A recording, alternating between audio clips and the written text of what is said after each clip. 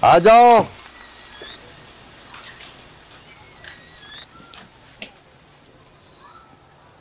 साहब, मैंने फोटोग्राफर को फ़ोन कर दिया, वो आ जाएगा। साहब, कुछ और बना लाऊं आपके लिए? नहीं, जाते हुए दरवाजा बंद कर लेना।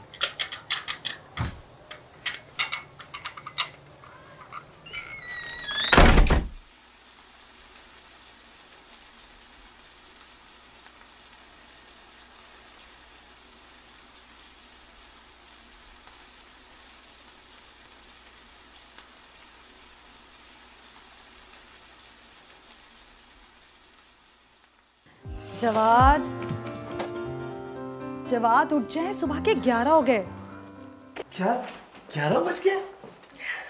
अभी तो सोया था यार। इतनी जल्दी कैसे 11 बज गए? मतलब अभी सोने से 11 नहीं बजेंगे? हाँ, अली का चला गया होगा। हाँ, चला गया। और तुम? मैंने आज ऑफ लिया है। मुझे याद आया, अली को गिफ्ट कैसा लगा यार? हाँ, खुश था, पसंद आया उसे। जाहिर बात है खुश होगा, इतना महंगा जो था। पर क्या? जवाद, आपको थोड़ा सा वक्त देना चाहिए अली को।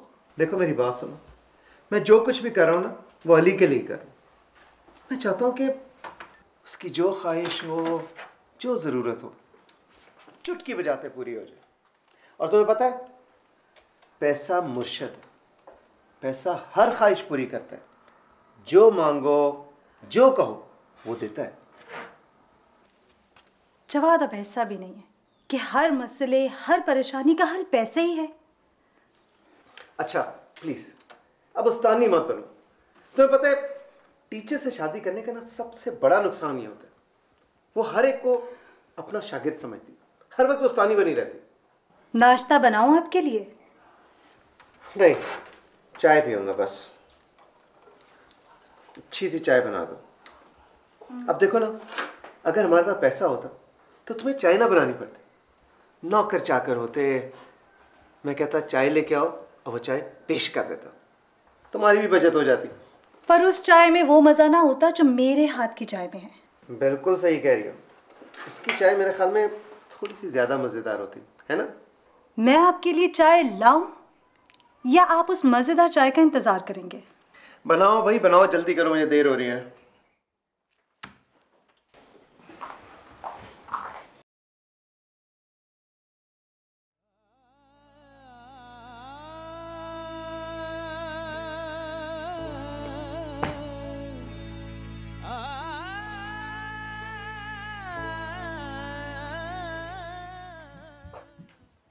आदिल, अच्छा हुआ बेटा तुम आ गए हो। आज रात को तुम्हारी पसंद का अचार गोश्त बन रहा है और तुमने कहीं नहीं जाना। बिल्कुल भी नहीं, मैं रात को जल्दी भी नहीं आऊंगा और अचार गोश्त कल बनेगा। रिजवान डिनर दे रहा है। अच्छा, वो किस सिलसिले में डिनर दे रहा है?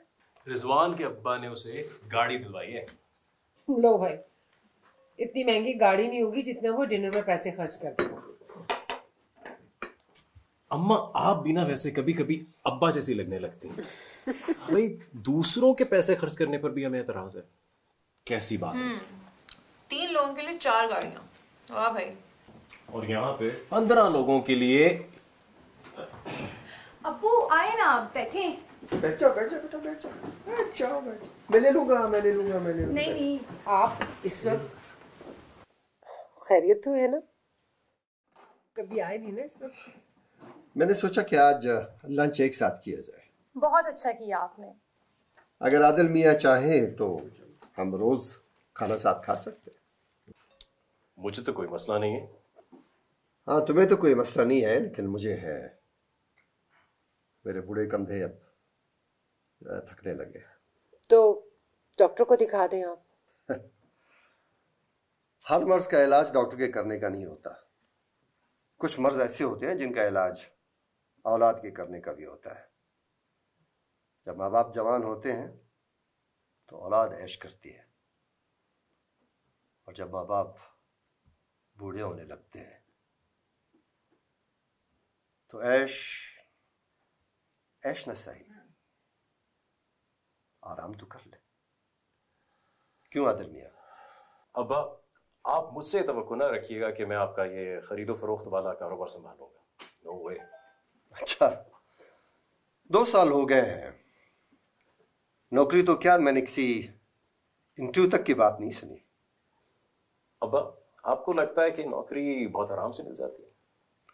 ये जो ऑफिस में लोग भरे पड़े हैं, तुम्हारे ख्याल में ये सारे ऐसे ही टपके आ गए बगैर किसी मेहनत के? 21 बरस का था मैं जब मैंने सारे घर की जिम्मेदारियां संभाल ली थी। तुम 27 बरस की हो गए। अभी तक तुम अपना बोझ नहीं उठा पाए।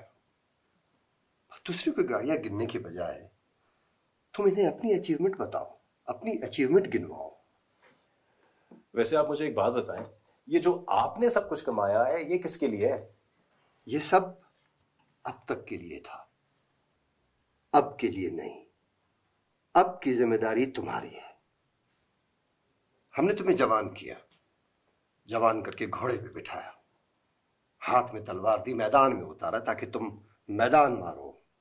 रही बात इस पैसे की, तो जो पैसा हमने जमा किया है ये बाद में हमारी किसी मुश्किल के लिए। क्या मतलब है आपका? मुझे आपकी ये मंतकें समझ में नहीं आती है कि कोई मुश्किल, कोई मुसीबत आएगी तो हम ये पैसा यूज करेंगे। अब्बा, पता नहीं आपका ये बाद हम सब में से किसके बाद आएगा। आदिल भाई, आदिल रुको बेटा, इसीलिए आए थे आप आज? आदिल, आदिल, अरे वो आप तो बैठे।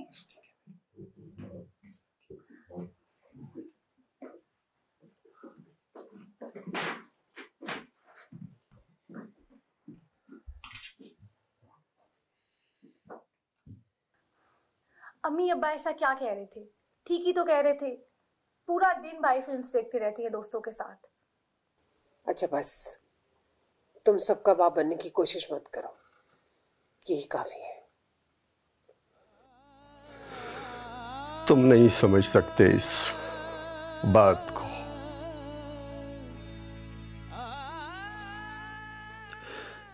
क्योंकि तुम सिर्फ अब से वाकिफ थे। माँ बाप अब और बाद से वाकिफ होते हैं,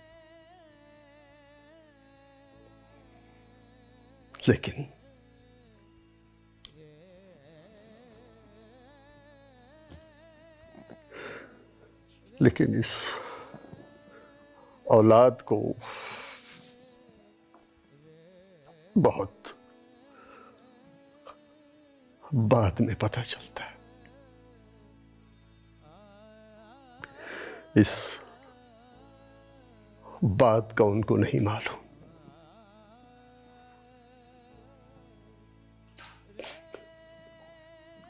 इस बात का उनको नहीं पता।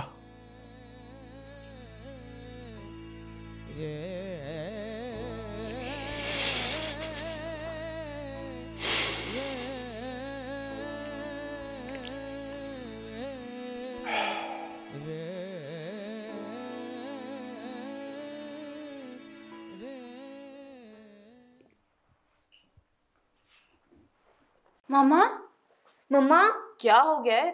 तुम दोनों इतनी जल्दी वापस कैसे आ गई? सब खैरियत तो है? खैरियत नहीं है मम्मा।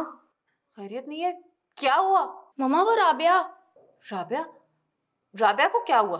मम्मा वो राबिया घर से भाग गई है। घर से भाग गई है? कब? रात को। बदबख्त औलाद, कितने इज्जतदार लोग थे, सर में खाक डाल गई उनके। सब लोग कितने परेशान होंगे। बहुत। आंटी तो मुझे साथ लगा के इतनी जोर जोर से रो रही थी कि बस। और उसके अब्बू? वो तो बेचारे ऐसे खामोश बैठे थे, तरस आ रहा था उन पर। वैसे अम्मी वो कब से तो इनको मना रही थी, और फिर क्या करती? वो क्या करती? वो ये करती कि थोड़ा सा जहर लेती और खा लेती। कम से कम उसकी और उसके खानदान की इज्जत तो बच जाती। क्यों अम्मी? उसे अपनी जिंदगी जीने का हक नहीं है? हक? हक तो बड़ी जल्दी पता चल जाता है। और फर्ज? फर्ज का क्या? 2 दिन की मोहब्बत के लिए हक याद आ गया, और 20 साल के प्यार के लिए फर्ज भूल गई। ऐसी औलाद को तो। मम्मा आपको क्या हो गया है? आप क्यों इस कदर गुस्सा कर रही हैं? हाँ, क्या हो गया मुझे? मैं भला गुस्सा क्यों करूं? मैं तो जा रही हूँ कपड़े चेंज करने, क्लासेस तो मिस हो ही गई। हाँ, जाने का फायदा भी क्या है? फायदे से मुझे याद आया, सबसे ज्यादा नुकसान तो हमारा हुआ है। अब बस पे जाना पड़ेगा और 20 मिनट पहले जाना पड़ेगा। मुसीबत।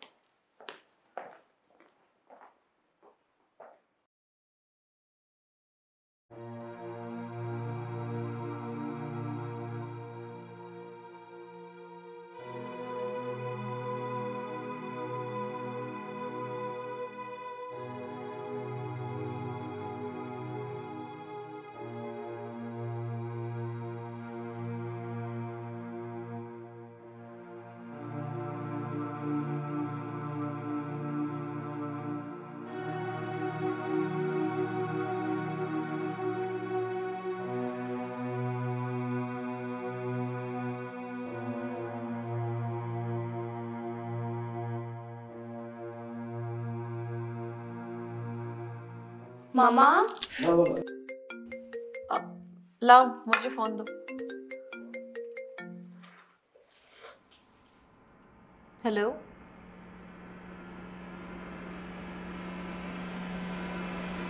आप?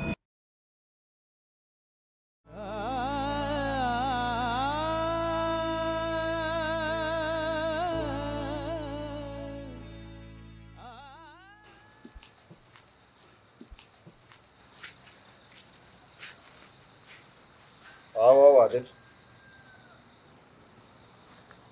अब्बा, आप ये ख्याल अपने जहन से निकाल दें कि मैं साहब से शादी करूंगा। साहब एक पढ़ी लिखी और सुलझी हुई लड़की है, शरीफ खानदान है, खाते पीते घराने से ताल्लुक है, अमेरिका में सेटल्ड है, और सबसे बड़ी बात यह है कि निभाने वाले लोग हैं। तुम्हें और क्या चाहिए? मिनाल, मिनाल, मैं मिनाल के अलावा और किसी लड़की से शादी नहीं करूंगा। बात सुनो बेटा, वो लड़की 2 दिन किसी के साथ गुजारा करने वाली नहीं है। ऐसी लड़कियां घर नहीं बसाती हैं। समझाओ इसे। समझाने की उसे जरूरत नहीं है, आपको जरूरत है समझने की। जिंदगी उसने गुजारनी है तो उसे अपने ढंग से फैसला करने देना। क्यों, हमारा फर्ज नहीं पता समझाना? तो गलत रास्ते उसको जाने दे। बता दिया, वो नहीं माना ना।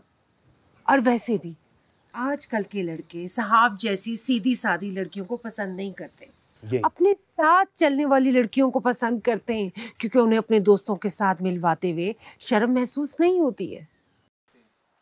यही, बिल्कुल यही। मगर ये बात अब्बा को समझ नहीं आ रही। मेरी समझ में नहीं आ रही कि तुम्हारी समझ में नहीं आ रही। शादी तो तुम यही करोगे बरखुरदार। मान क्यों नहीं जाते? क्यों जिद पे लगे हुए आप?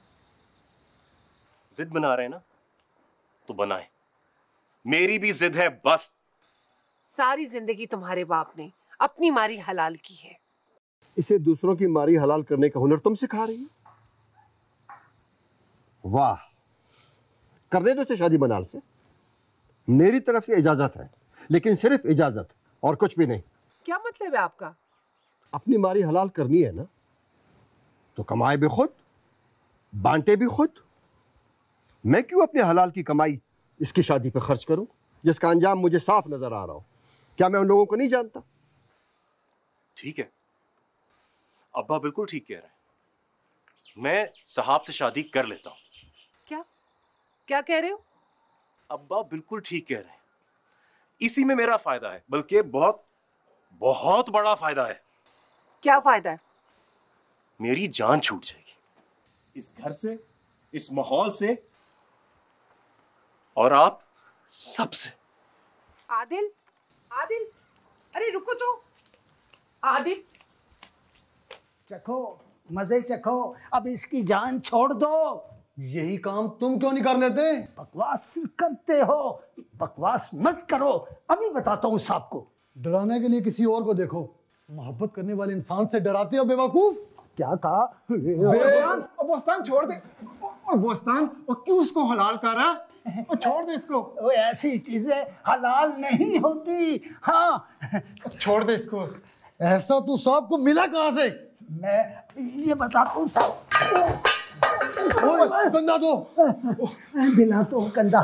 मेरा मतलब है सहारा दो। मुझे सीधा करो, मुझे सीधा कर, सीधा करो मुझे। और मुझे छोड़ो, तुम भी कपड़े पहन के तैयार हो जाओ। छोड़ दो मुझे। निम्मी, तुमने उसे छोड़ा क्यों? रोज रोज के ताने सुन सुनकर मुझे एक बात अच्छे से समझ आ गई कि जो एक बार भागता है वो बार बार क्यों भागता है। इसीलिए मैंने भी वही किया। जरी तुम्हारे पास कब आई? जब मैं इस शहर में आई थी तो सबसे पहले जरी को ही लेने गई थी। उसके बाप ने दूसरी शादी कर ली थी तो बस मेरे जाने की देर थी। ये काम तो तुमने बहुत अच्छा किया। शुक्र है भाई, मैंने कोई काम तो अच्छा किया। पता है, इस बात के लिए तो अब्बा तुम्हें 7 खून माफ कर सकते हैं। उन्हें हमेशा से जरी की बहुत फिक्र थी। हाँ, शायद उनकी यही फिक्र मेरे दिल के किसी कोने में पड़ी थी।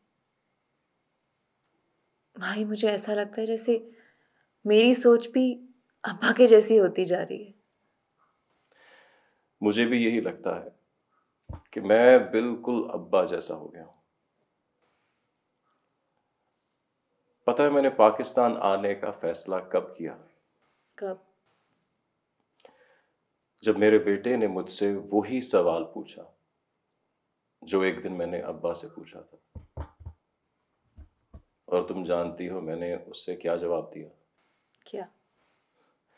मैंने उसे वही जवाब दिया जो अब्बा ने मुझे दिया था। और फिर मैंने सोचा कि क्या मैं सही कह रहा हूं, और अगर मैं सही कह रहा हूं तो क्या उस दिन अब्बा गलत थे? नहीं। नहीं, बिल्कुल भी नहीं। निमी, पता है मिनाल ने तीसरी शादी कर ली। अच्छा? तीसरी शादी।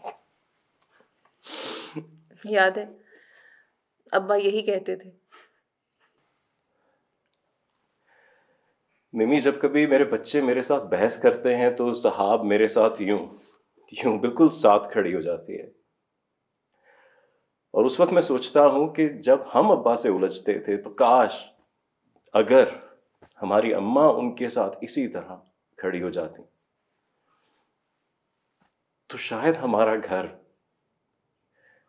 इस तरह ना बिखरता। सही कह रहे हैं आप।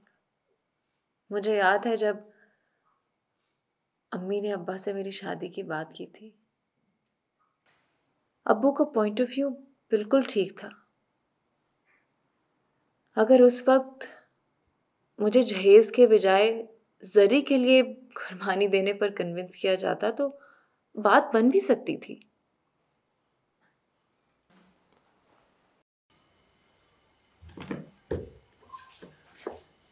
मेरा ख्याल है लड़के के मामला आप मुझे ही देखने थे। बिल्कुल ठीक है। वैसे भी बेटियों के मामला माओ को देखने चाहिए, लेकिन मैं एक बात फिर ये कहूँगा, रिश्ता नामुनासिब है और मेरा ख्याल है कि निम्रा भी शायद इस बात को ना माने। रिश्ता नामुनासिब, निम्रा भी नहीं मानेगी। वाह, क्या बात कर रही हैं आप। आदि की दफा आप क्या कह रहे थे? जब उसकी मर्जी आपने नहीं चलने दी तो आप इसकी मर्जी चलने देंगे? अच्छा है भाई। जहां तक ताल्लुक है रिश्ते का नामुनासिब होने का, अंबर का रिश्ता आपने नामुनासिब जगह किया था, तब तो आपको ये रिश्ता दुनिया का बेहतरीन मुनासिब रिश्ता लगता था। हाँ बिल्कुल, तो तब की बात और थी, मामला कुछ और हो गए।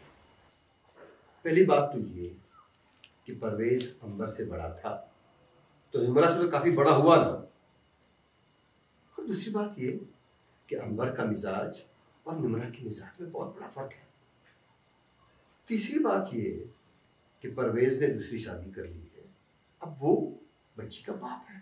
तो इनमें से किसी बात से कोई फर्क नहीं पड़ता? फर्क पड़ता है, नहीं निभेगी। जब आदिल लड़का होकर निभा रहा है तो इससे क्या है? जरी की बात कह रही हो ना, उसे हम ले आएंगे, समझेंगे कि हम अंबर को दोबारा से पाल रहे हैं। वाह, तो गोया आप लाखों का जहेज भी उन्हें बख्श रहे हैं और जरी की जिम्मेदारी से भी उनको दस्तबरदार कर रहे हैं, और निम्रा के लिए हम नए सिरे से ढूंढेंगे रिश्ता। तौबा है भाई। क्या तौबा है भाई? निमी, अब चलना चाहिए।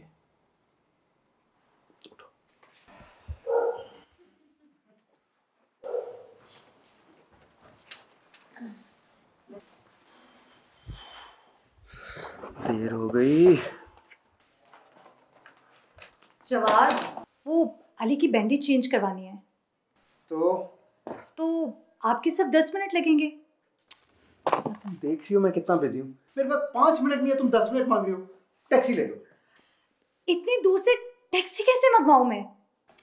तो इंतजार कर लो ना, क्या फर्क पड़ता है? इंतजार तो मैं तब करूं अगर कल ये सब कुछ दोबारा नहीं होना। पापा, आप ना मामा को गाड़ी ले दे। अच्छा, कमाने ही है, मुझे देती नहीं है पैसे हैं, और गाड़ी ले दो। क्यों जी? आप जब मामा को गाड़ी ले देंगे ना तो फिर हमें टैक्सी का इंतजार नहीं करना पड़ेगा, और आपका भी नहीं, हम खुद ही चले जाया करेंगे। अच्छा, मतलब तुम बाबा के इंतजार नहीं करोगे? हाँ मामा, क्योंकि गाड़ी तो होगी ना हमारे पास। देखा आपने, इस तरह बच्चे लापरवाह हो जाते हैं और उन्हें माँ बाप की कमी महसूस नहीं होती। उनका ताल्लुक सिर्फ जरूरतों का पूरा होना होता है। बच्चा है, वैसे ही कह दिया। तुम तो बात का पतंगड़ बना दिया करो, बस आदत है तुम्हारी।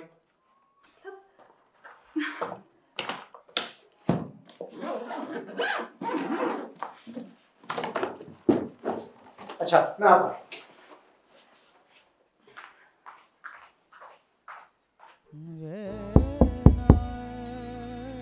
आ जाओ।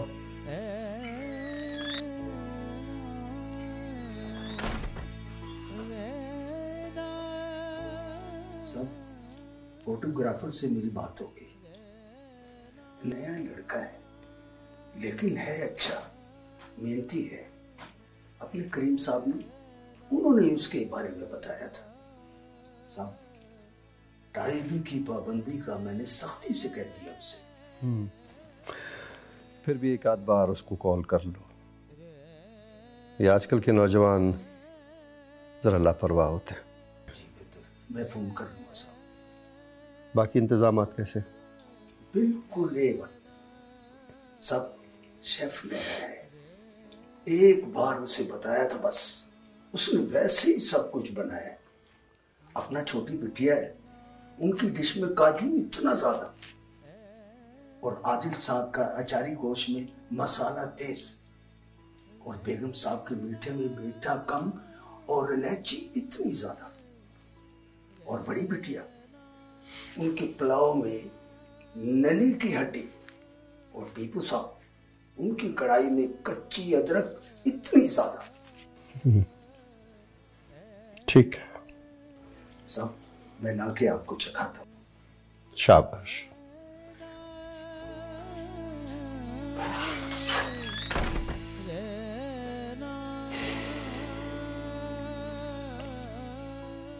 सुन लिया तुम लोगों ने? एक एक की पसंद की चीज बनवाई है। अब ये ना कहना अब तुम्हें कैसे पता, तुम तो घर पे होते भी नहीं थे।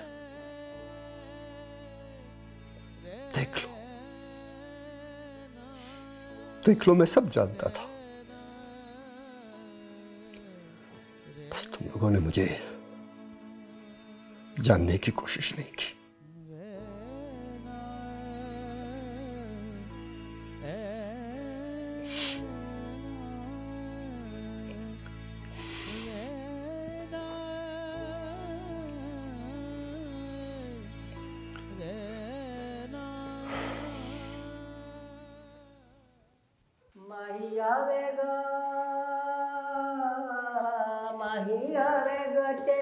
फुल्लां नाल धरती सजावांगी, ओनू रंगले पलंग ते बिठावांगी, चलांगी पखियां नी बड़ा कुछ कहण गियां अखियां। ओए अखियां पखियां, खबरदार, तू यहाँ काम करने के लिए आया है, ये पखियां चलने के लिए आया है? हैं? पखी सा ना हो तो बड़ा आया खड़वा पखा।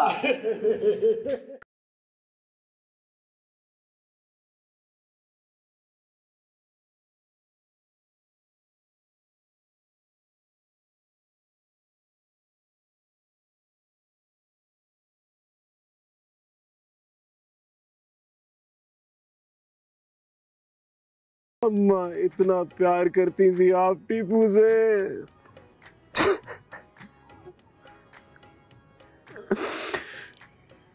मेरे बगैर इतने साल रह ली।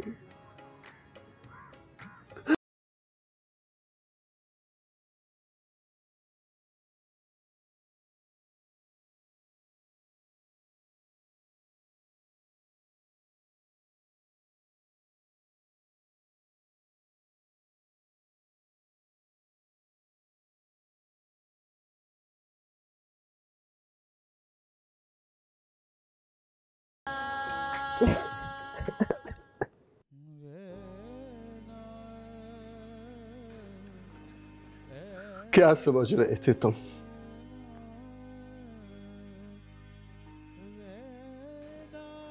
एक बाप के कांधों पे जवां बेटे का बेजान जिस्म कितना भारी होता है, कितना भारी होता है।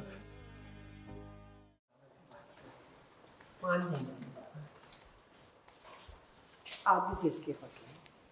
कब से बेचारा कह रहा है, 6-7 महीने हो गए, ले देना इसे मोटरसाइकिल। 6 साल गुजरने दो। अब्बा क्यों? 6 साल बाद क्या मोटरसाइकिल की मैन्युफैक्चरिंग बंद हो गई होगी? तब तक तुम्हारी ये शरारती उम्र गुजर चुकी होगी। हम मैट्रिक का इम्तिहान अच्छे नंबरों से पास कर लो, तुम्हें एक छोटी सी गाड़ी लेकर दूंगा। थोड़ी सी मेहनत, थोड़ा सा इंतजार।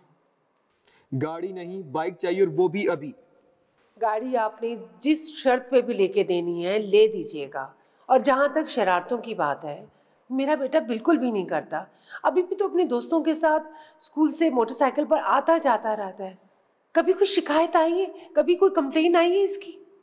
जंगल से अगर एक बार आप निकल आओ तो उसका हरगिज़ मतलब ये नहीं होता कि जंगल खतरे से खाली है। मोटरसाइकिल की सवारी खतरनाक सवारी है। और फिर ये जाता क्यों है दोस्तों के साथ? गाड़ी है, ड्राइवर है। फिर अम्मी रहने दें, आप आपकी भी कहाँ सुनते हैं। ठीक है, आपको नहीं लेके देनी मोटरसाइकिल, मत लेके दें। मैं दिलाऊंगी अपने बेटे को। रखिए अपने पास पैसे, आपके बुढ़ापे में काम आएंगी। बात पैसों की नहीं है रुकैया बेगम। बात पैसों की ही है। जिनके लिए कमाते हैं उन्हीं के लिए नहीं है। इन्हीं के लिए है रुकैया बेगम, इन्हीं के लिए। बात समझ ले। मुझे पता है उन्हीं के लिए, मगर उनकी जरूरतों के लिए नहीं है। मोटरसाइकिल जरूरत नहीं है, इसलिए जरूरी भी नहीं है। अम्मी छोड़ें, आप रहने दें बस। शाबाश। शाबाश तो आप पे है, आप भी पक्के जिद्दी हैं। अरे हम अपने बच्चों की ख्वाहिशें पूरी नहीं करेंगे तो कौन करेगा? हम किसके लिए कमाते हैं? ये सब कुछ उन्हीं का तो है। हम मर गए तो इनकी फरमाइशें कौन पूरी करेगा? अच्छा बस, अब तुम मुझसे वादा लोगी कि वो तेज भी नहीं चलाएगा और कोई शरारत भी नहीं करेगा। आप लेके देने वाले तो बने, मैं उसे समझा दूंगी, वो बिल्कुल भी शरारतें नहीं करेगा। अच्छा चलो ठीक है ठीक है। टीपू, टीपू, टीपू।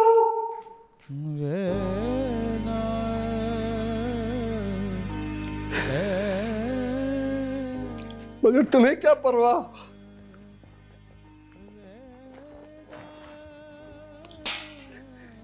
तुम्हें जरा बराबर भी तरस नहीं आया कि मेरी बूढ़ी हड्डियां चटक जाएंगी?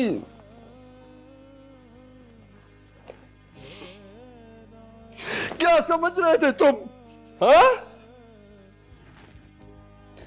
कि मैं मर जाऊंगा? मर जाऊंगा मैं, तुम्हारे बगैर जी नहीं सकूंगा, हाँ? देखो देखो, ये मैं खड़ा हूं तुम्हारे सामने, जिंदा जिंदा खड़ा हूं मैं तुम्हारे सामने। मर तो नहीं गया ना मैं? मुझे कुछ भी नहीं हुआ, कुछ भी नहीं हुआ मुझे। अब ये मत कहना, ये मत कहना कि जिंदा होना इसे कहते हैं, इसे कहते हैं जिंदा होना,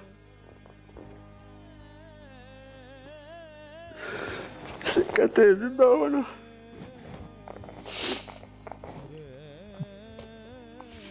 ठीक कहते हो तुम,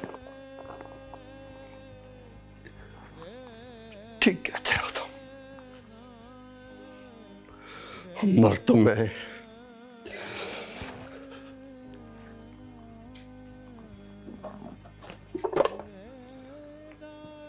ठीक कहते हो तुम,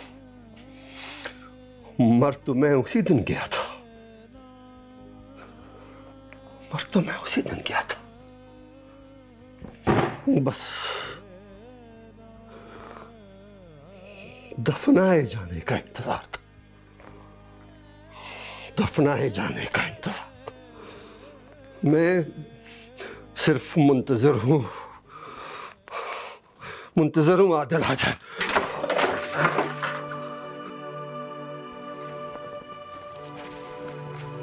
क्या हुआ साहब?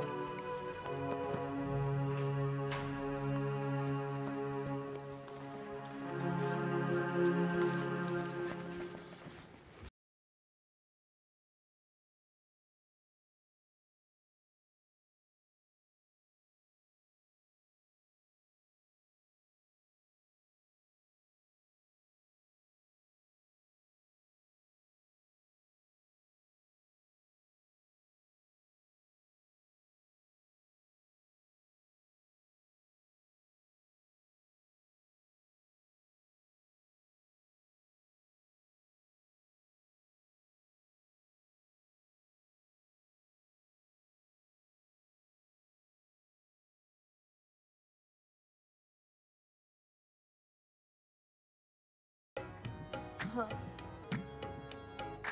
एक बार देखा था उन्हें। रो रहे थे? बहुत। तुम्हारा दिल नहीं किया कि तुम उनसे बात करो? दिल तो बहुत चाहे, लेकिन मैं किस मुंह से बात करती? मेरे सामने मेरा माजी खुला पड़ा था, मैं क्या कहती, कैसे बात करती? आदिल भाई, जब शर्मिंदगी नहीं थी तो जिद थी।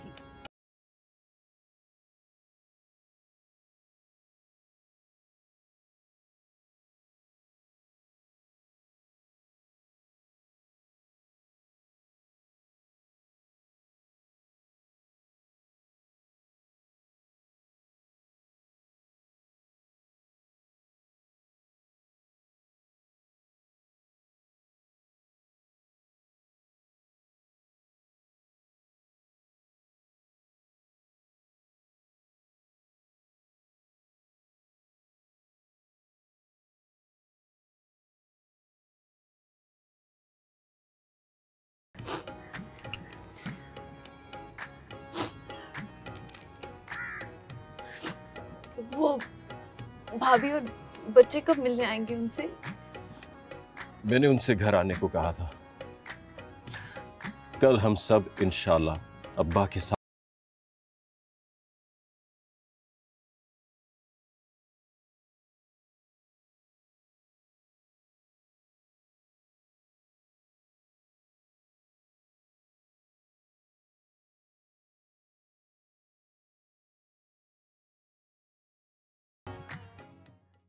हाँ रुकैया बेगम, सोचा था कि तुम इन्हें संभालोगी और मैं इनके लिए बोतल का जिन ले आऊंगा जो इनके हर मसले का हल होगा, जो कि इनकी हर परेशानी का तोड़ होगा, हर उलझाव का सुलझाव होगा। और फिर एक रोशन दिन में मैं और तुम बैठकर इनकी चहकती आवाजें सुनेंगे, अपनी थकावट उतारेंगे।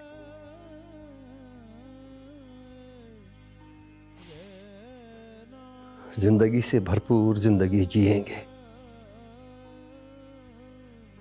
पता नहीं कब, पता नहीं कब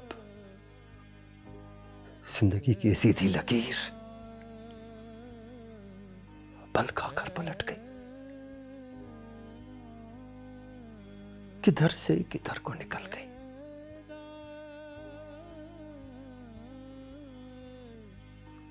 फसीहुद्दीन साहब, वो जो तुम दिन रात एक किए हुए थे, लो हो गए एक। रात दिन के बीच का धागा टूट गया।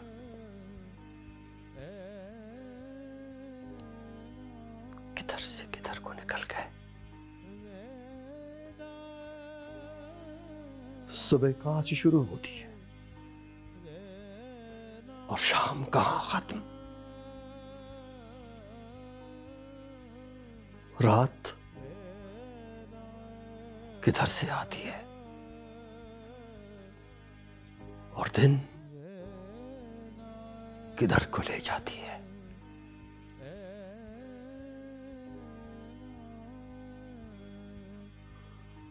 कुछ पता नहीं चलता। बस एक बेचैरा सा वक्त है जो मेरी नाक से नाक जोड़े खड़ा रहता है।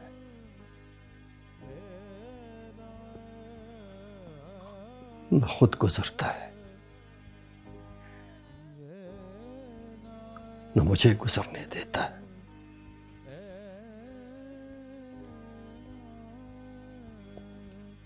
बहुत ठीक है।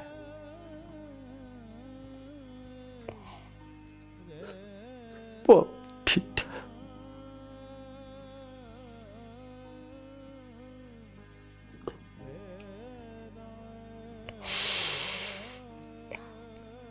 रुकैया बेगम,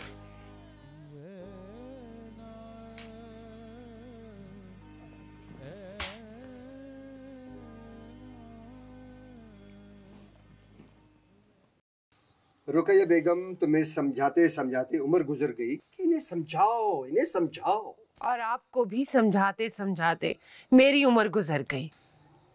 मैं इन्हें नहीं समझा सकती, आप समझें। समझ गया। आप नहीं समझ सकते। तुम ठीक कहती थी। शायद मुझे ही समझने की जरूरत थी।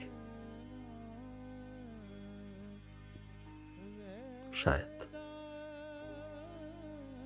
मैं ही गलती पर था। मगर मैं बहुत ठीक हूं। अब भी यही समझता हूं कि मैं ठीक था।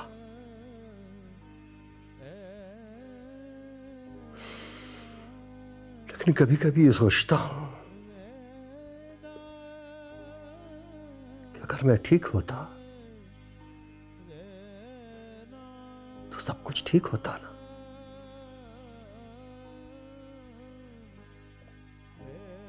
कहते हैं कि बेटे मां से ज्यादा मोहब्बत करते हैं और बेटियां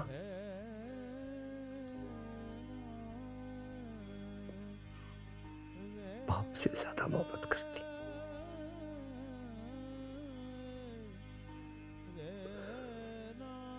अगर ये सच है तो ऐसा क्यों होता?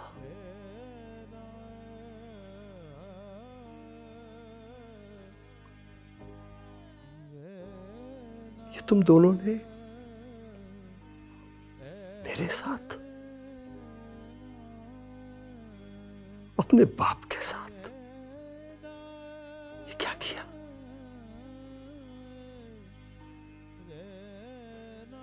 क्या किया तुम दोनों ने मेरे साथ?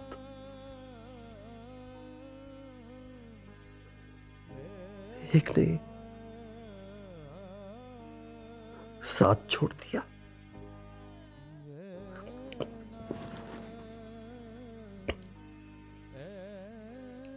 और एक ने हाथ। क्या किया तुम दोनों ने मेरे साथ?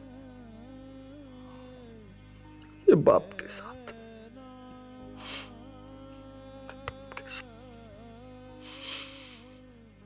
साहब जी, सब तैयार है, ये आपके कपड़े।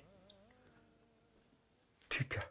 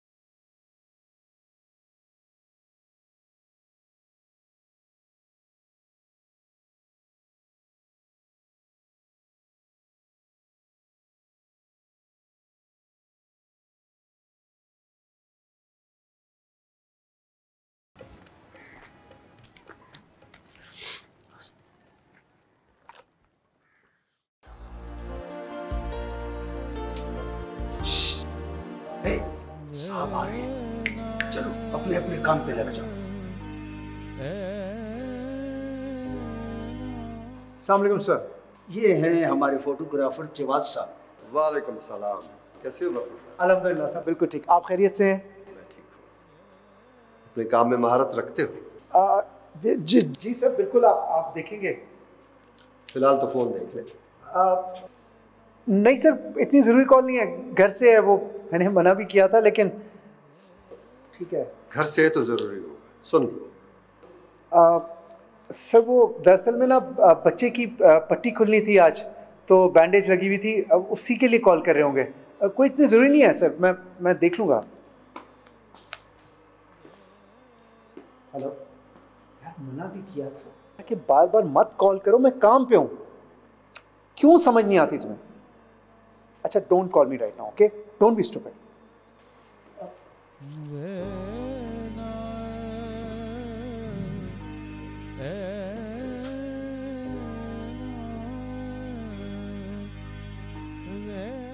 सॉरी सर, वो सॉरी सर, माफ़ी चाहता हूँ। वो आपको तो पता है ख़वातीन की आदत होती है बिला वजह फ़ोन करने की। मैंने मना भी किया था, लेकिन सॉरी सर। बरखुरदार इनकी इसी आदत की वजह से हम घर से जुड़े रहते हैं, वरना तो इंसान सराय की मेहमान की तरह अपने ही घर में मेहमान बन के रह जाता है।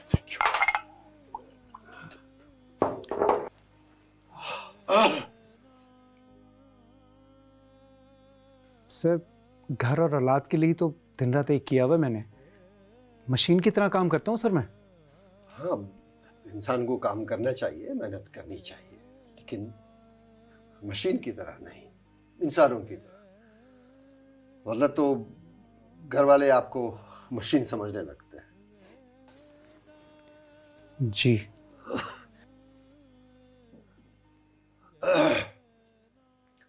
भाई चाय ले आओ। लाता हूँ साहब जी। सानू मिले चल नाल में बाबू सोनी गड्डी वालिया।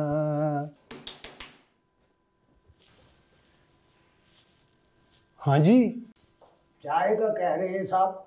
चाय चाय तो बनाने से बनती है। बना लो ना, तुम्हें हमने यहाँ बेवकूफ बनाने के लिए रखा हुआ है। बनाओ चाय। क्या इस वक्त क्या बनाने को कह रहे हो, चाय या बेवकूफ? बताता हूँ। सवाल पूछा है, ऐसे सवाल में अगर जवाब हो गया तो फिर इसलिए जल्दी से चढ़ा दो पानी।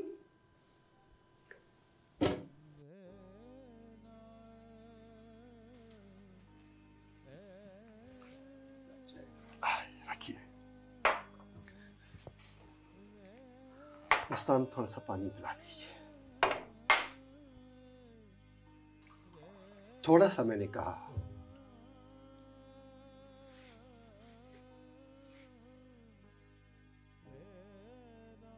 बरखुरदार, दुनिया में सबसे ज्यादा अहम तकसीम जायदाद की तकसीम को समझा जाता है, लेकिन उससे कहीं ज्यादा अहम तकसीम वक्त की तकसीम है। जिस तरह से जायदाद की तकसीम में हर हकदार का एक हिस्सा होता है, इसी तरह से वक्त की तकसीम में आपके रिश्तों का आपके ऊपर एक हक बनता है। इसी तरह से आप उनको समझ पाते हैं और फिर वो आपको समझ पाते हैं। अगर आपने पैसों को, दौलत को अपना मुतबादल बना लिया तो फिर आपके रिश्तों को आपकी क्या जरूरत रहेगी? जी सर। सर वैसे लाइट बहुत अच्छी है, आप बाकी घर वालों को बुलाएं। बोस्तान जी साहब, सबको बुलाओ ना भाई। पता नहीं इस वक्त अब्बा क्या कर रहे होंगे। पहले तो इस वक्त काम पर होते थे। हाँ, और जब कभी काम पर नहीं होते थे तो इस वक्त चाय पिया करते थे। अल्लाह करे इस वक्त घर पर ही हो और चाय पी रहे हो। हाँ, नहीं तो बहुत लंबा इंतजार करना पड़ेगा। इंतजार तो अब्बा ने किया कई साल।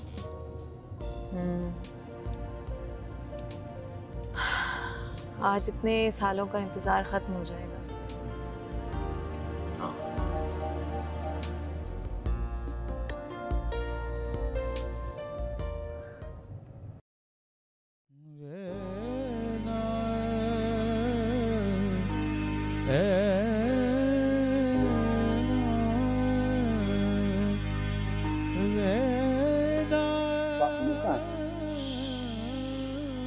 आ जाओ भाई।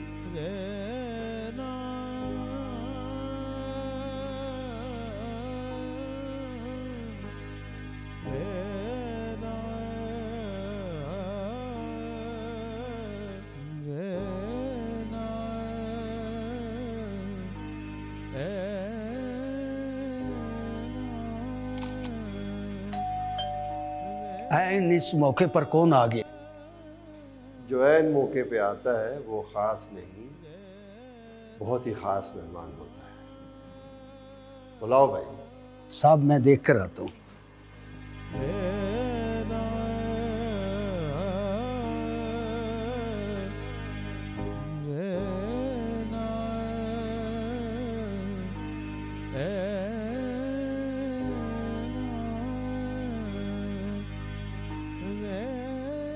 साहब जी देखें आपसे मिलने के लिए कौन आया है। अब्बा, अब्बा, अब्बा, अब्बा, अब्बा,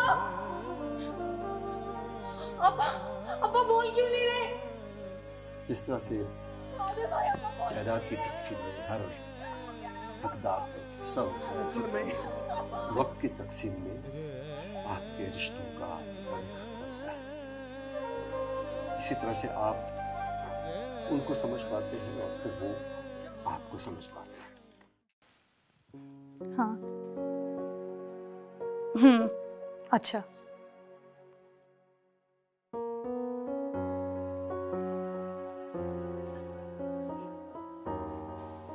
ये किसकी तस्वीर है? ये मेरे उस्ताद की तस्वीर है। उस्ताद की? उस्ताद तो 20 होते, फिर तस्वीर एक की क्यों? तुम्हें पता है, उस्तानी से शादी करने का एक ये भी फायदा होता है, सवाल बहुत अच्छे करती है। अच्छा जी, तो फिर अच्छा सवाल जवाब भी अच्छा ही मांगता है ना मेरे पास जवाब, बहुत अच्छा जवाब है। अच्छा, तो फिर जनाब मुझे बताएं कि ये तस्वीर किसकी है? ये तस्वीर